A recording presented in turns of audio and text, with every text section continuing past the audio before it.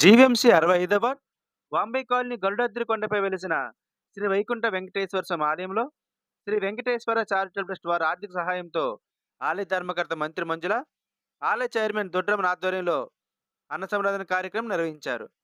ఈ కార్యక్రమానికి ఐందవ దళిత సేన వ్యవస్థాపకులు మట్టికొయ్య పోతురాజు పాల్గొని తీర్థప్రసాదాలు స్వీకరించారు.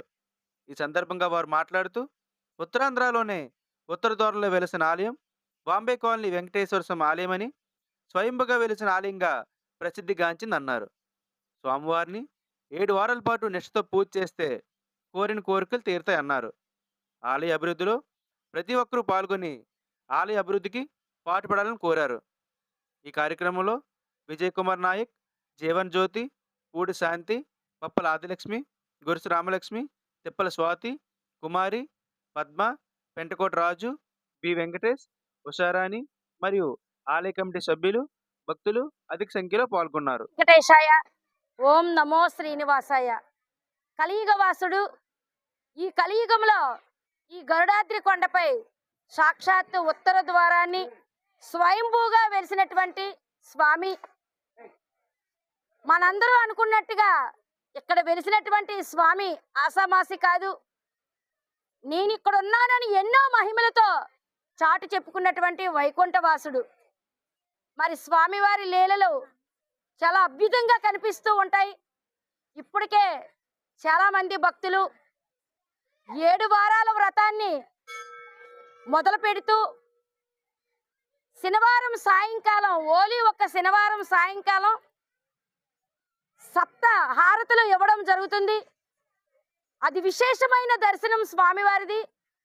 ఏ ఆలయంలోని జరిగినటువంటి సప్తహారతులు 7 నిమిషములకు ఈ సప్తహారతులు కొనసాగడం జరుగుతుంది. మరి ఎవరైతే భక్తులు పిండి దీపాలు ఎవరైతే 7 దీపములు తెచ్చుకుంటారో వారి దీపకాంతుల్లో నుంచే స్వామిని చూసే గొప్ప అదృష్టం, అనుగ్రహం కలుగుతుంది.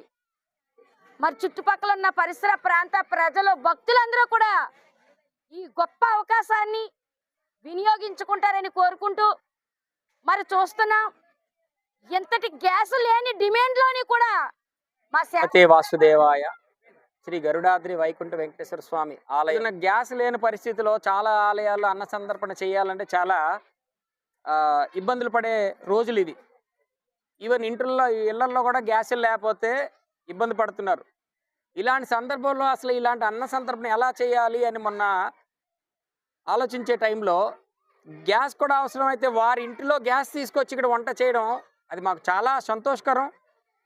మేము ఒక పూట పస్తున్నా పర్వాలేదు, ఇంత ఏ భక్తుడు కూడా ఇక్కడ ఇబ్బంది పడకూడదు అని చేయడం మా మనసుని కలియజేసింది.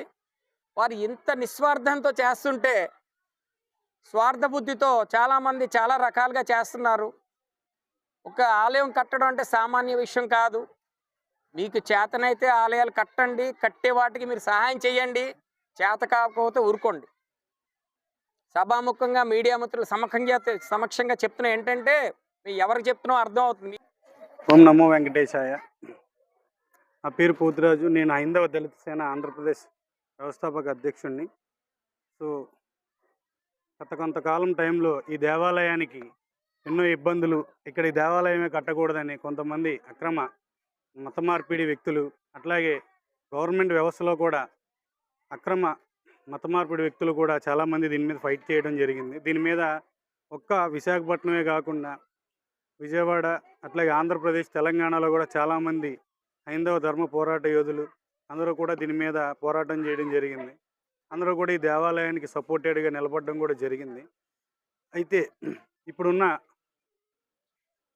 ఈ తరుణంలో ఈ దేవాలయాన్ని ఇంకా అభివృద్ధి చేద్దాం అనుకుని ఎంతోమంది భక్తులు కానీ పెద్దలు, దాతలు ముందుకు వస్తున్న తరుణంలో ఇక్కడ లోకల్లో ఉన్న కొంతమంది అక్రమ మత మార్పిడి ముఠాలు